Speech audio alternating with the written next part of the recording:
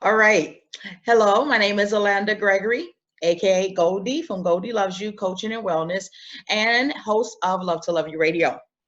This is episode 2 of Great People to Know series on iPhoenix Media on YouTube.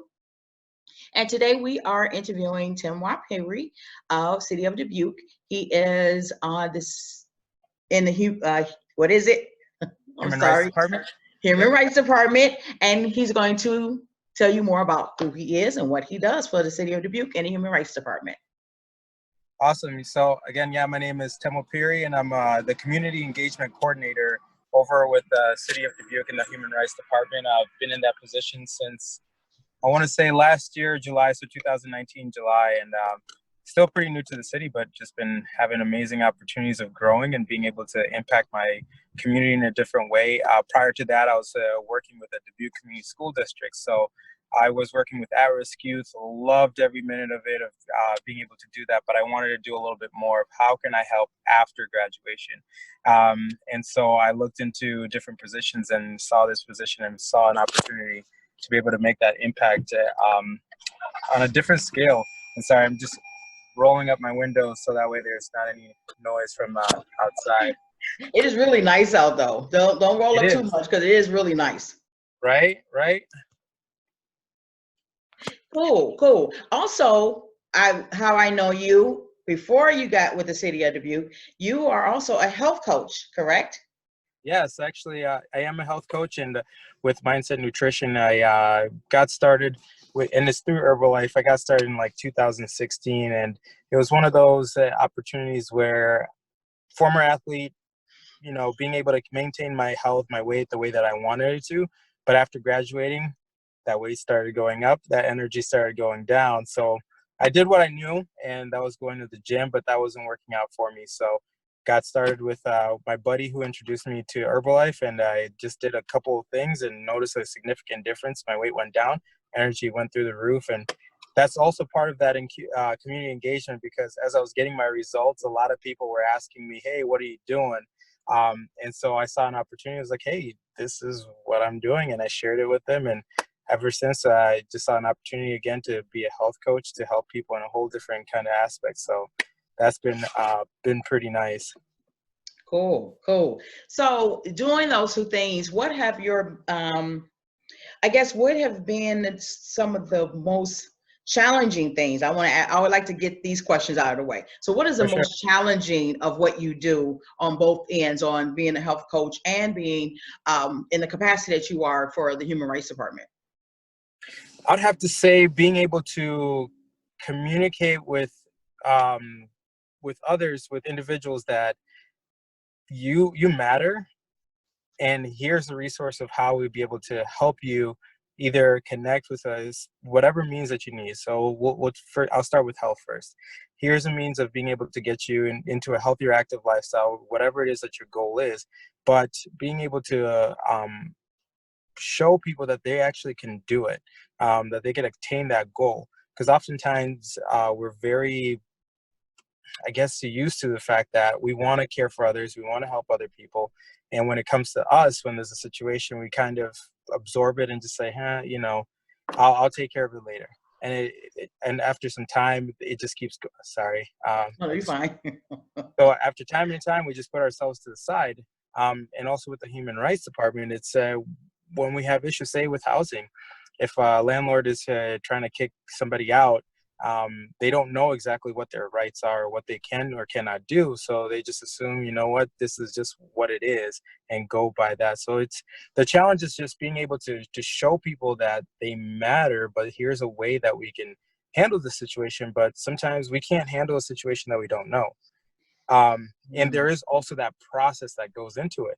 And I think the process is what gets a lot of people hung up, because it may not happen as soon as they like, but giving it a little bit of time, working through the process, you get the result that you're looking for, or as close as we can, depending on what the situation is.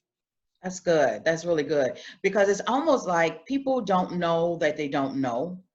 Right. And it sounds like what you're saying is that you're there to help, but people don't know what type of help they want, or they don't know how to acquire it, even when you're trying to tell them.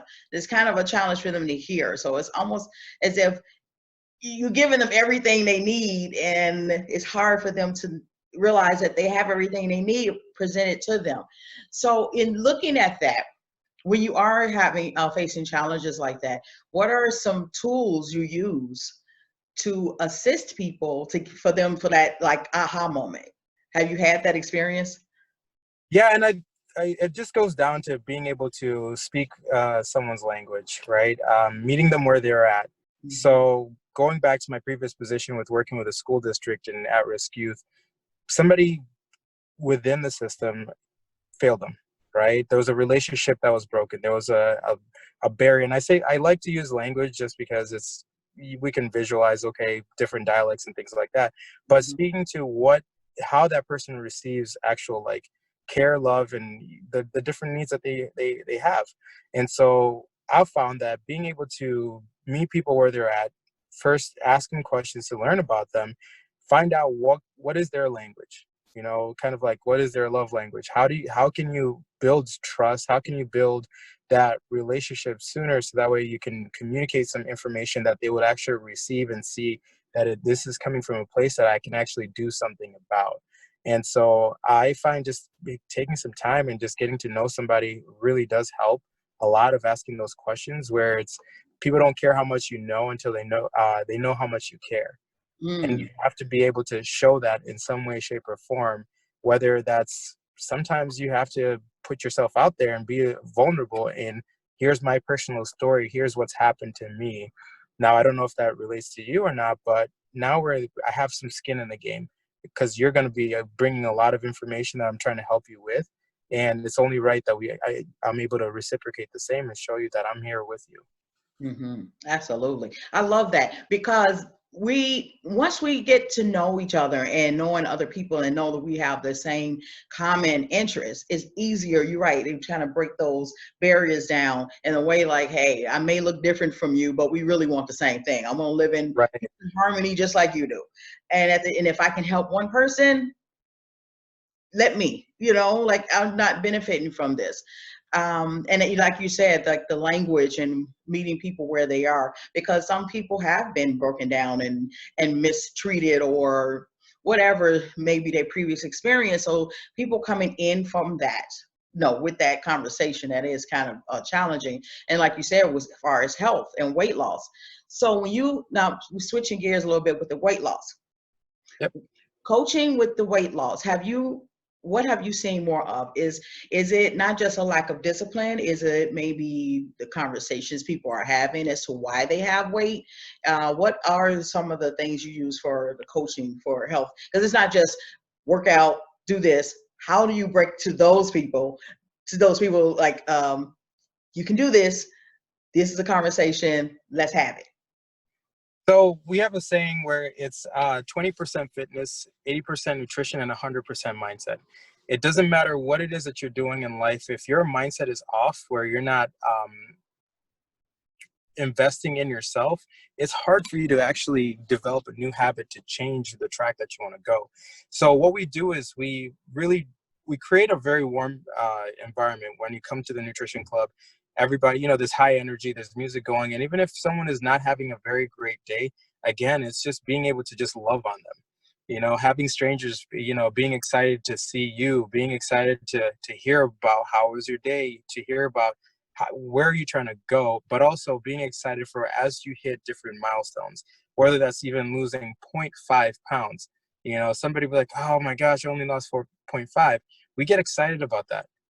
That excitement transfers to, here's that first step that you made. If you could do 0.5, however way we did it, let's redo that over and over and over again. We can get that much closer to your goal. So it's all about the mindset of being able to invest, that personal development, being able to show them that they are, again, that value, and that doesn't always show right away, but it actually happens through that building of trust, that first milestone. There's a term, it's called Kaizen, and being able to do small things to accomplish this big thing. And so with the Kaizen, being able to make small attainable goals, And some of those may not even be that weight loss or whatever. It's just, can you get up and then listen to this personal development? How can we shift your mindset? How can we have you have more affirmations for yourself? That's good. That is awesome, because when I started coaching, I had a real challenge to reach people that way, and so I wasn't getting it, because I'm thinking like, well, how, I'm one of the most hardest people to get things. How is it that no one else can get this? And what I was doing, it was a mirror. Like, okay, you, just because you're on the other side, don't mean that you're not going to encounter people the same way that you had to come into this conversation. So I get it, and I totally understand it, because first, let me see. When I first moved here, I was one weight, and then working from home for a year, I gained 50 pounds. And out of those, well, that was addition to the weight that I had already gained before moving here, life and all that kind of stuff. But the first 20 pounds of that 50 pounds that I lost, that I released. I won't say lost, because you lose things, you go back and look for them. I don't want to look for the weight. But when I released the weight, my first 20 pounds I released was through mindset. And that's why, I was through mindset, because Irish, one of your other coaches, she was really great. You all do have a really great team. You all are really good together. You all really inspire others. And so that is one of the key instrumental things for Dubuque. And this is why, talking about great people to know, you are a great person to know. All of you are, because we need to see ourselves in other people so we can identify the greatness in ourselves. So I think you guys are doing an awesome and amazing job, even with the human rights department that you're working in. And once we get back to work, I would love to hear the overall experience of us working from home and what we encountered. That's a whole nother conversation. Oh yeah. Besides going stark, crazy. So now that you started a group on Facebook for people in Dubuque, and it is for mainly people of color. Can you explain about that group, and is everyone invited to be part of this group? So yeah, Afro Dubuque, that is open to all minorities within our community. Now, I've had these conversations with quite a bit of different individuals that have expressed that, how can we get our community together? And so I'm more of, I like being about action. And so even if sometimes it's not going to be perfect the first time, but you just got to try and do something. And so I came up with starting this group. I also have my mentors that were guiding me through as to how do we want this to kind of look like. And I just started it and just added as many people of color that I know, as far as just to get that community started, just to see where can we get this to go. It's not, I don't have ownership of it, and I don't want to. I want the ownership to be for anyone and everyone that's within the group, that they feel this is a space that I can express and share, but this is where I can also connect and be able to grow within this community that otherwise sometimes we feel disconnected. Cool. I love that. And I love that group, by the way. I'm excited about it, because there are other things I'm working on independently aside from that. But I think that is a great way to have a hub, because I'm in so many different groups. I'm thinking like, okay, what group am I in? I can't say too much in this one. I can't, because I like to cuss. So I have to remember what group I'm in, because I don't want to offend anybody. So I have to kind of whatever. Whatever. But I understand. I love the group that we're in, because I am meeting more people, and I'm really liking that. I love meeting new people and interesting and fascinating people. So I think this is like the best. I'm glad you started that group, and it's really cool. So I hope more and more people get engaged with it. Those of you that are on Facebook, it is Afro Dubuque. It says Afro Dubuque. We're not excluding. This is not the point of being exclusive, but it is to engage more people of color in the community in Dubuque. Okay. We don't want to offend anybody, but that's pretty much why we're doing it. We love you, but we want to see us too, because it's very important that we are connecting with each other. And there's a lot of us that are professionals here. So now we move on to the next thing. So being that we are on lockdown, What are ways, if you have been keeping your weight down during this, or managing your weight, and what advice can you give other people that's at home and can't do anything? Full transparency. Although I'm a health coach and fitness is something that's important for me, is that everybody falls off, and especially when it comes to the quarantine, it's really placed a lot of us in a position where we are shifting towards just being like the adapting aspect of it. And when you're at home, there's comfort. There's, hey, this is what we're supposed to do. We're not supposed to go outside, and all those other things that are in there. But for myself, I found myself just not doing anything. I was just at home and I was eating, and I started noticing that my weight started going back up again. But I also, going back to that mindset, my mindset usually would kick into, hey, let me go to the gym, right? Let me get myself back on track of doing that. But there's no gym to go to. So what do you do? How do you adapt? How do you create a different alternative? Well, the great thing is that my nutrition program is always there. And I don't have to be anywhere, I could be at home and be able to start that. And so I started with that small step. But then I've been working myself into going into 2-mile runs. So these 2-mile runs are going to actually grow into my 4-mile runs, which I usually had before. So again, it's creating new habits and being excited about the challenge of figuring out something different, of working at home versus having to go to the gym, because you don't have to go to the gym. You can do small workouts at home. And I always encourage people to start small. Don't go full out. You're going to do 100 push-ups with 100 squats, and you're going to go with 7 miles, and you're going to do 5-minute miles and all those things. Just start small, whether it's 10 push-ups a day, 5 push-ups a day, whatever it might be. You build on that. Good. On the next week, you add maybe an extra 5 or something like that. Or cleaning. Cleaning is a great workout. You may not, it's not classified as, but you working out, cleaning some things at home gets you a really good, decent workout in there. So I encourage a lot of people to do that. But for myself, I started with my nutrition so I can actually just feel better inside of my body. And then I started pushing myself a little bit more of actually going out for a jog. And I'm not saying I ran the whole thing, because I'm not at running 2 miles straight. I never was even a mile runner. So I run a little, I jog a little bit, I walk. I jog a little bit and I walk. And that's totally fine because I'm out and moving. And next week, or whenever I feel within my body that I can, which is that excitement, because I completed a 2-mile, whether I walk the whole thing or whatever, I'm pushing myself just a little bit more of, let me jog a little bit longer. Wait, let me add a little sprint. Let me add something different. So. Thank you so much. Yeah, I agree with you with that pushing. I walked up I was walking up to Clark. I'm down, and then I walked to go to just to go for a walk, and I realized that I took the wrong street to walk up. Very steep hill, and it was another steep hill, and I wanted to go back down and said, no, I'm going to keep going. So pushing yourself that's right. There you go. I actually made it. It felt good actually afterwards. I'm like, oh yeah, I feel my little muscles, and yeah, it was good. So I do agree. Just push yourself, do whatever you can, because even though I released those 20 pounds, I kept them off. Now I'm working towards the other 30. And then after them 30, I got to work on some more 30, to get back to my ideal weight.